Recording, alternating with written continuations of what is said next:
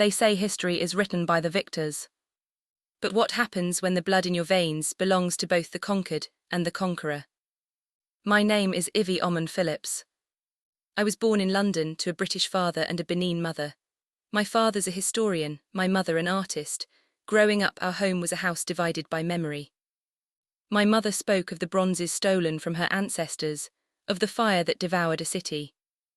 My father, he spoke of the expedition that expanded the empire. And I grew up between two ghosts, one carved in bronze, the other written in ink. Pause, soft brass melody begins. This is my journey into the shadows of 1897. The story of the Benin Massacre. A story drenched in pride, power and blood.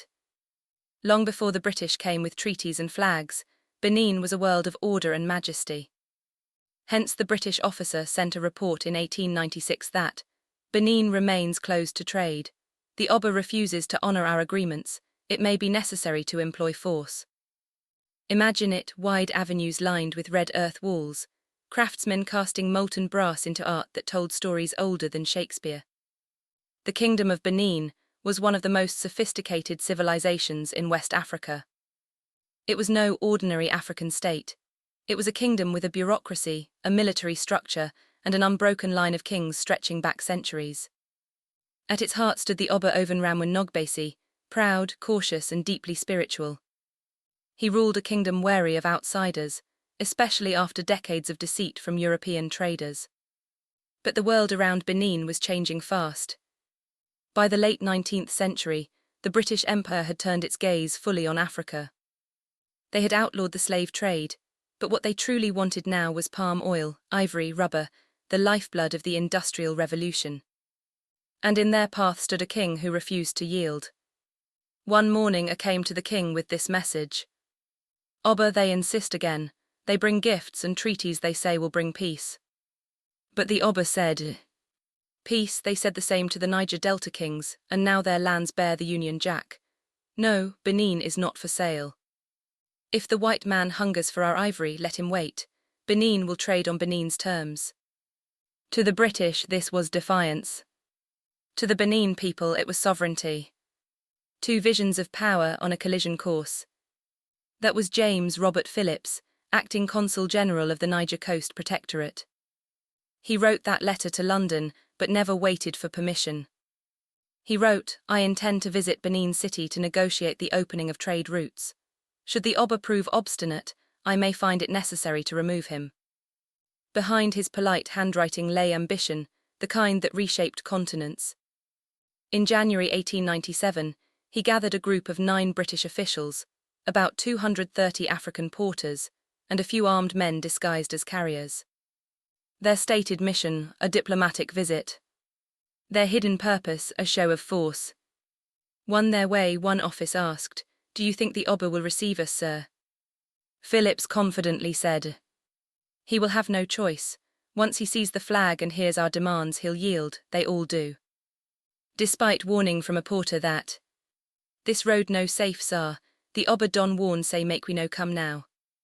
Phillips dismissed the warning as nonsense, civilization waits for no man. But civilization, as Phillips called it, was about to meet resistance. The Oba had sent clear warnings. The city was observing the Eid festival, a sacred period when no strangers were allowed to enter.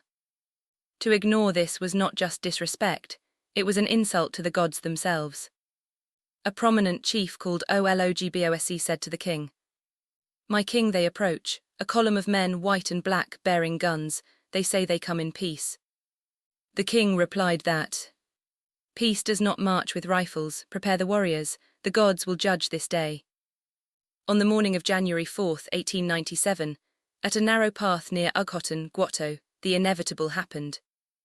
The Benin warriors struck. Spears met bullets. The British column, caught unprepared, fell into confusion. When the smoke cleared, nearly the entire party lay dead, including James Phillips. Only a few survivors escaped into the jungle, their bodies torn by thorns and terror. That moment sealed Benin's fate. In London, the newspapers called it the Benin Massacre. But to the Edo people, it was defense, a desperate act of survival. Two stories, two truths.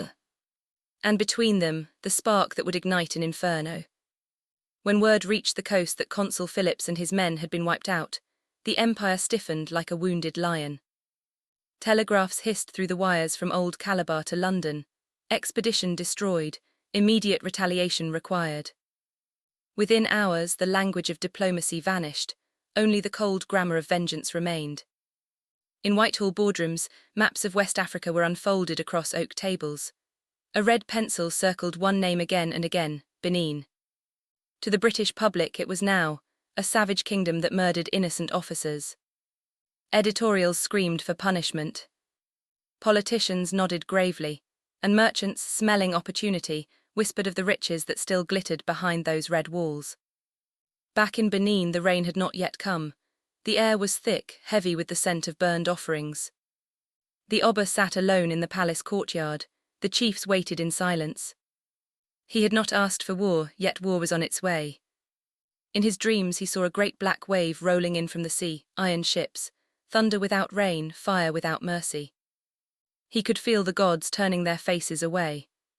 Far out on the Atlantic, engines roared. 6 gunboats left the Niger Delta, their decks stacked with rifles, machine guns, rockets, and barrels of kerosene. Commanded by Rear Admiral Harry Rawson, they carried more than 1,000 men. Marines from Portsmouth, Hausa soldiers from Lagos, sailors hardened by the smell of salt and cordite. They called their mission a punitive expedition. It sounded procedural, almost tidy, like sending a bill to collect a debt. But what they planned was annihilation. As the ships cut through the swells, officers read the official orders aloud. Punish Benin, capture the Oba, destroy the city. Some cheered. Others stared into the horizon, uneasy. One young lieutenant wrote in his diary, "We go to teach the natives a lesson. God help us if we learn one instead." The fleet anchored at the mouth of the Benin River in early February 1897. The jungle greeted them with silence, dense, green, impenetrable. From the decks they could see nothing but a wall of forest. Somewhere behind it lay a city older than their own cathedrals. To reach it, they would have to carve a path through miles of swamp and trees, as tall as cathedrals. They began the march inland.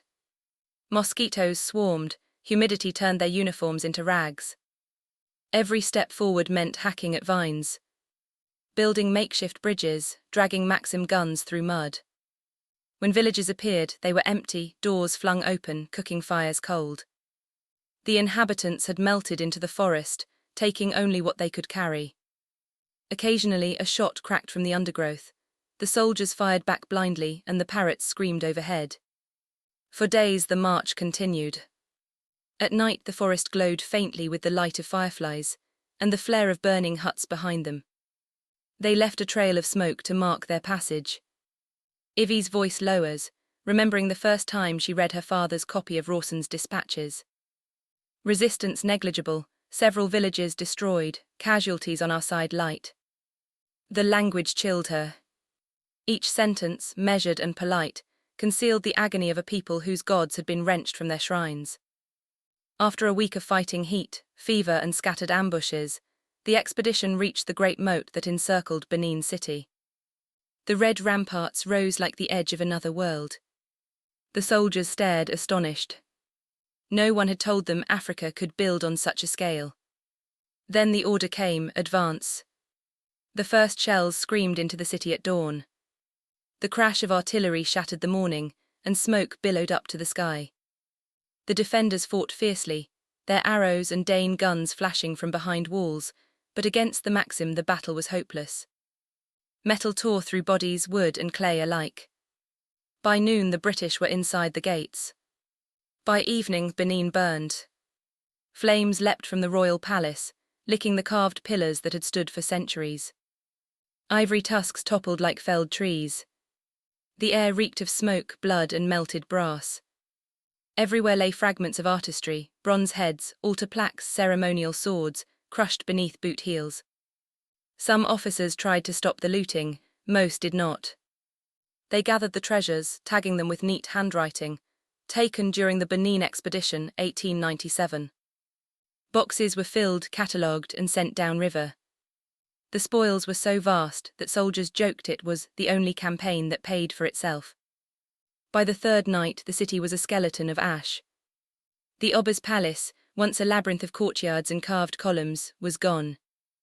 The shrines to ancestors were gone. The heart of a civilization had been ripped out and scattered across the world.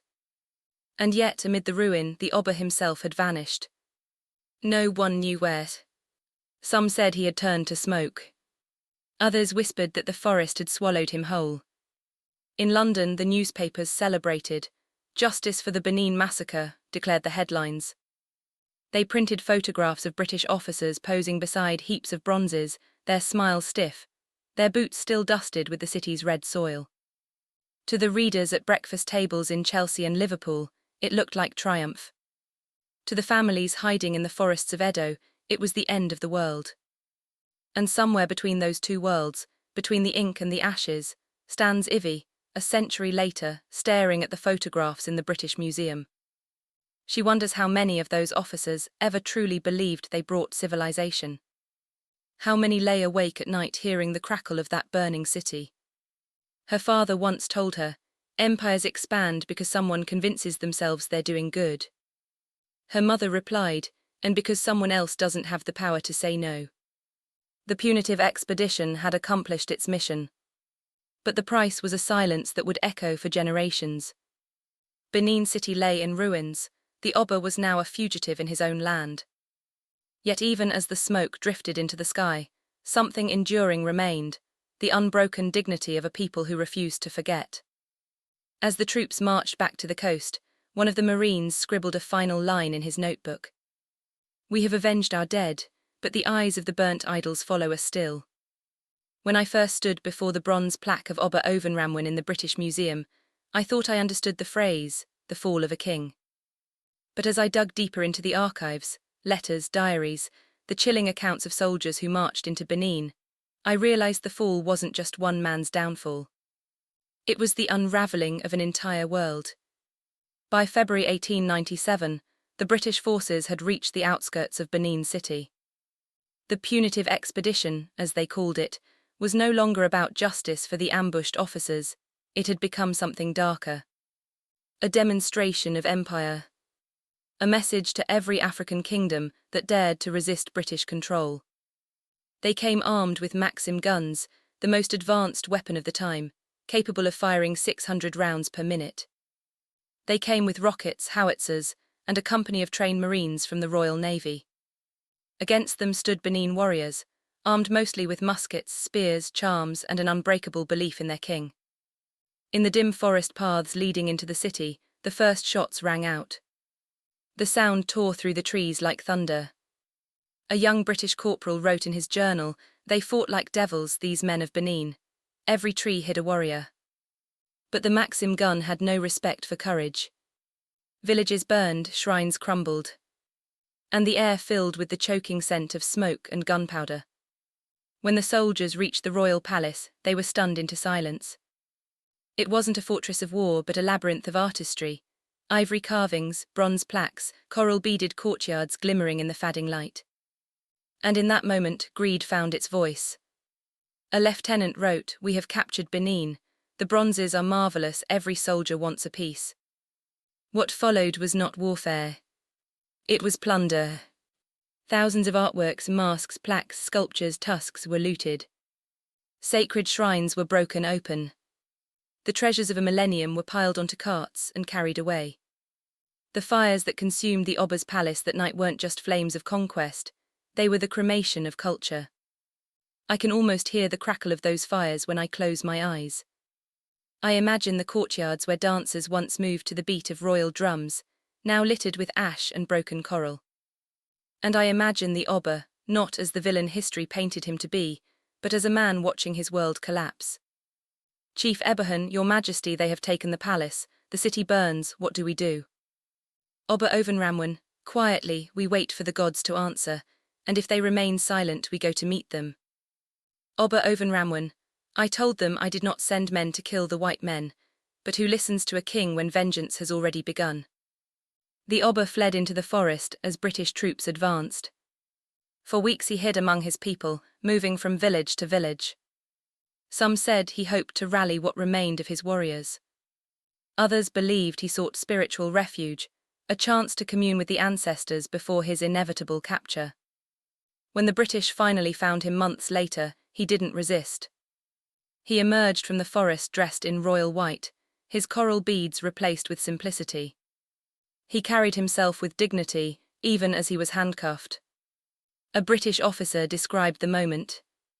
He stepped out with a calmness I could not understand, as if he were the one arresting us. The Oba was taken to Calabar. There in exile, he lived quietly until his death in 1914, the same year the world plunged into its first Great War. Benin, meanwhile, was stripped of its sovereignty. Its people were scattered. Its treasures displayed in distant halls as trophies of civilization. But perhaps the greatest irony and tragedy lay in what both sides misunderstood. The British saw a barbaric kingdom standing in the way of trade and progress. The Benin chiefs saw arrogant foreigners disrespecting sacred traditions. Both failed to see the storm that pride was brewing between them. When I walk through the British Museum today, past the gleaming glass cases that hold the Benin bronzes, I think of the words of my great-grandmother, the one from Benin City. The world has many kings, Ivie, but the true ones are not those who wear crowns, they are those who remember. Benin's king lost his throne, but his memory refused to die. Every bronze that sits under foreign light whispers his name. Every mask carved in the likeness of ancestors tells the story of a people who refused to be forgotten. And as I trace my fingers over the cool glass of those museum displays, I can't help but ask, what truly was punished in 1897? A rebellion, or a civilization that dared to stand tall? But this isn't where the story ends. Because history, like a bronze plaque buried in dust, can be rediscovered and redeemed. In the years that followed, voices would rise again from Benin. Descendants of those who survived would demand not just acknowledgement, but justice. And that is where the story continues. The first time I returned to Benin City, the air felt heavier, as if history itself still lingered here, whispering through the rustle of the palms. The streets bustled with traders, motorbikes, and laughter, yet beneath the modern noise, I could feel the heartbeat of an older Benin, one that refused to be silenced by the flames of 1897. I came not as a tourist, not even as a filmmaker. I came as a daughter of both worlds, one British, one Benin, seeking to understand the echoes that still haunt us all. My first stop was the royal palace, rebuilt, yet still standing on sacred ground. The new Oba's court was a blend of tradition and resilience. The red earth courtyard gleamed beneath the sun, and the coral beads shimmered against the chiefs' white robes. As I entered, a silence fell. A chief elder, his voice deep and calm, said to me, "Your mother's people have waited a long time for your father's people to listen." His words settled in my heart like a stone. In the palace archives, I found fragments of the old world. Letters written in Edo script burnt around the edges, sketches of ivory carvings hidden to protect them from looters, and one faded photograph, the Oba in exile, eyes distant, regal even in captivity. I asked the archivist, "Do people here still speak of 1897? He smiled sadly. "We speak of it every day, not as pain but as warning." In 1897, the British looted more than 4,000 cultural artifacts from Benin City. They were sold, auctioned, and scattered across Europe and America, from the British Museum to Berlin, from Boston to Paris. Each artifact told a story: the grandeur of the Oba's court, the artistry of the Benin people, and the cost of imperial ambition. For decades, those bronzes stood in museums as ethnographic art, admired but stripped of context, beauty without belonging. But then, in the 21st century, something began to shift. In 2018, Germany announced plans to return hundreds of Benin bronzes. By 2021, museums in Britain, America, and other nations began to feel the pressure of truth. Restitution had become not just a word, but a reckoning. And yet, as I spoke to curators, historians, and activists, I realized restitution was more than the return of bronze and ivory. It was about memory and reconciliation. I met Professor Omorji, a local historian whose great-grandfather fought in the final defense of Benin. His eyes were bright with fire as he told me, "We don't just want the bronzes back, Ivie. We want our story back. The world was told we were savages, but those works prove we were scientists, philosophers, and artists long before the British came." I asked him if he hated the British. He shook his head. "Hate, no, hate is another kind of prison. We only ask that truth be taught in their schools and ours." It was strange hearing that.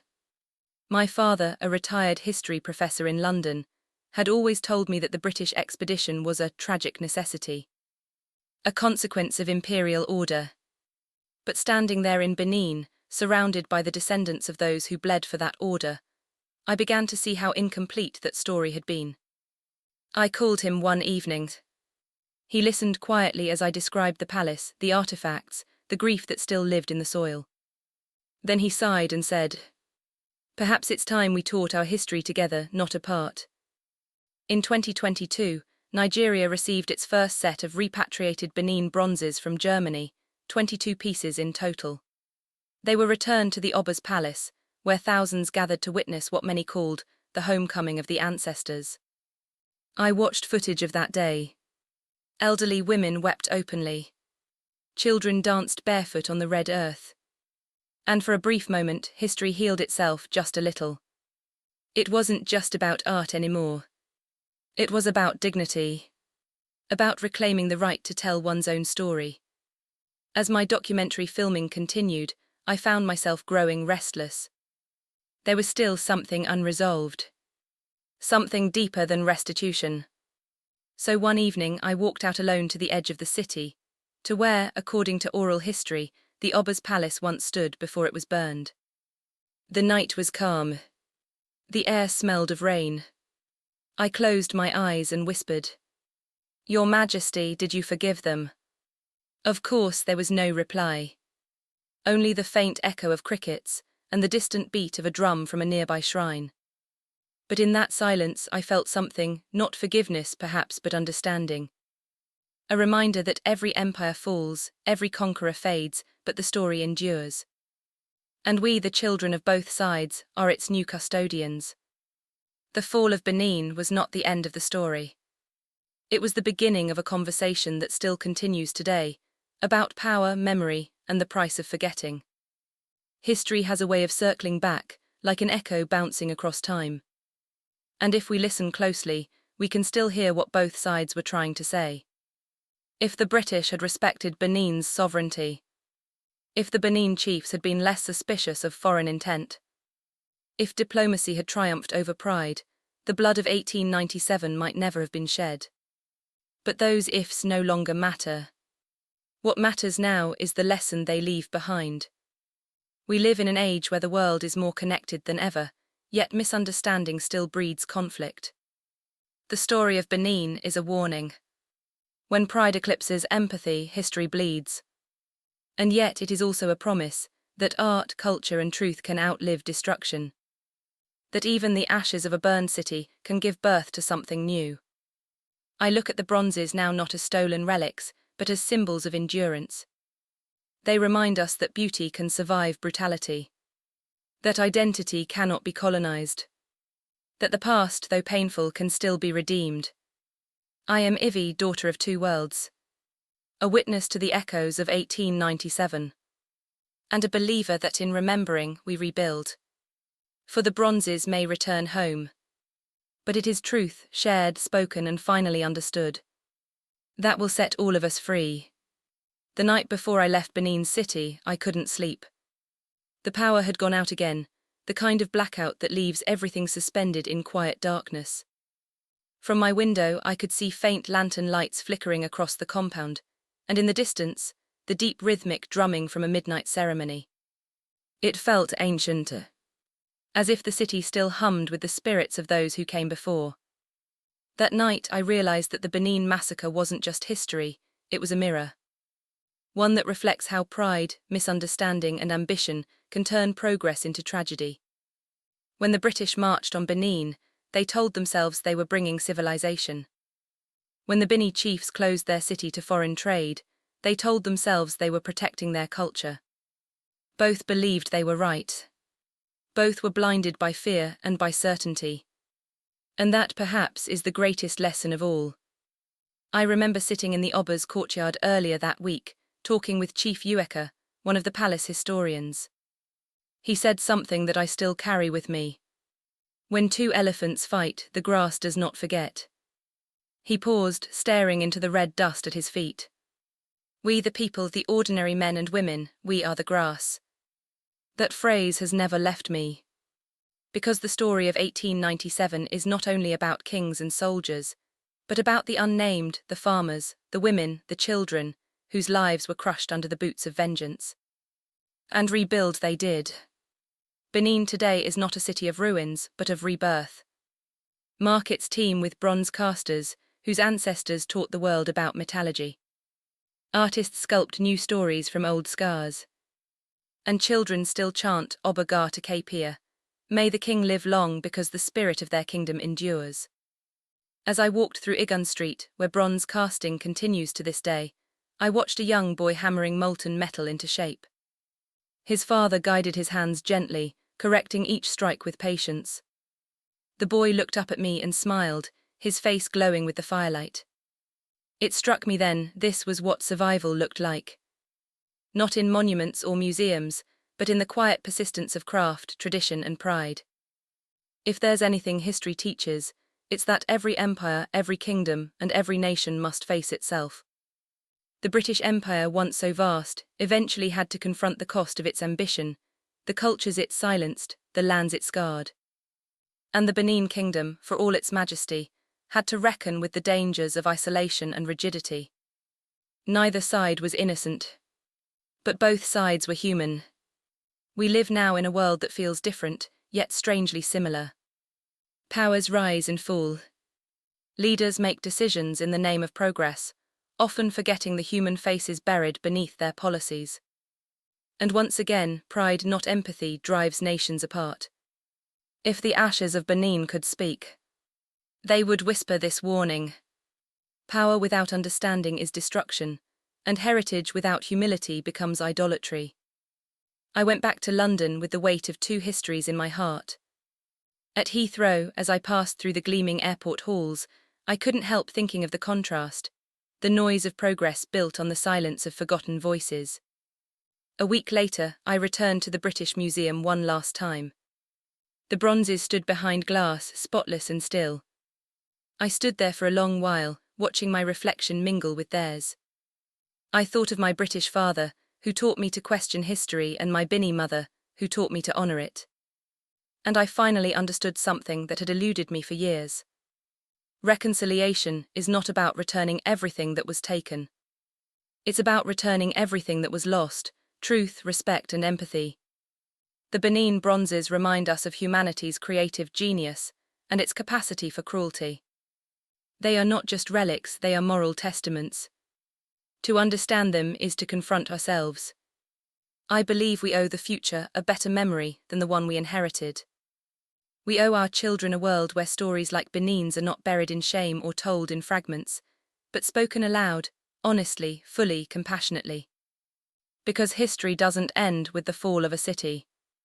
It begins again every time someone dares to remember it differently. I sometimes dream of that night in 1897, the palace ablaze, the bronzes glowing like molten stars. In the dream, I see the Oba standing still amid the flames, not broken, not afraid. He looks at me across time and says, "Tell them we were more than victims, tell them we lived." And when I wake, I know that's exactly what I must do. This is not just the story of the Benin Massacre. It is the story of human frailty, of arrogance and art, of conquest and courage, of two worlds that collided and left behind both wounds and wonders. It is a story that asks us, when history burns, what will we choose to save? The bronzes, the pride, or the truth? I am Ivie, daughter of Benin and of Britain. And this is the lesson of the ashes.